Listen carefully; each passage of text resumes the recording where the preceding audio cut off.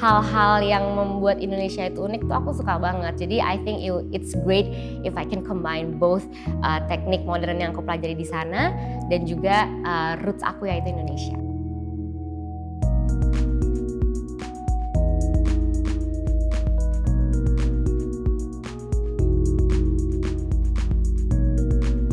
Aku ngerasa tari itu masih digolongkan banget ya. Jadi maksudnya untuk pendidikan itu seperti studio-studio tari, itu mereka hanya fokus di jenjang pendidikannya.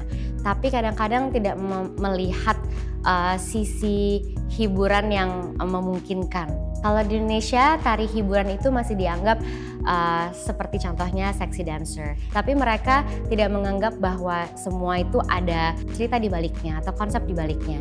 Di Gigi Art of Dance kita mencoba untuk menggabungkan semuanya, memastikan bahwa kita ada 3 hal, yaitu artistic value, educational value, and entertainment value. Yang memastikan bahwa kita tuh ada konsepnya dan juga penari itu mengerti mengapa mereka menarikan tarian tersebut. Mungkin di area-area tertentu di Indonesia, contohnya di Jakarta, for sure is a dying art because di sini generasi mudanya tidak diwajibkan untuk belajar tari tradisi. Jadi yang kita harus lakukan, terutama generasi muda Indonesia, itu menciptakan sebuah evolusi tarian Indonesia di mana kita bisa masih membawa nama Indonesia dan membawa tradisi Indonesia, tetapi tidak tertinggal zaman yang ada sekarang ini. Kita kemarin diundang ke Singapura untuk sebuah event. Di situ kita memastikan bahwa tariannya hip hop tapi dicampur dengan sedikit gesture dari Indonesian dance, di mana kita harus melakukan sebuah gerakan-gerakan yang memang keras, tapi di musiknya kita campurkan dengan gamelan, digabungkan lagi dengan drum and bass. Kostumnya itu mungkin kita masukkan misalnya batik atau tenun atau ulos, jadi kita masih ada sebuah touch of Indonesian yang kita bawa ke sana. Anak-anak zaman sekarang itu gampang sekali untuk terpengaruh. Mereka itu melihat sesuatu di media dan mereka tertarik untuk melakukannya. Jadi dari situ aku mencoba untuk menggali terus interest mereka dan juga supaya mereka bisa sustain sukanya terhadap dunia tari. Memang banyak yang bilang jadi seniman itu sulit, tapi I think it depends how we see our own value. Jadi kita harus bisa menjelaskan effort kita dalam membuat kesenian itu sendiri. Seperti contohnya untuk sebuah tarian yang berdurasi 2 menit menggunakan 5 penari.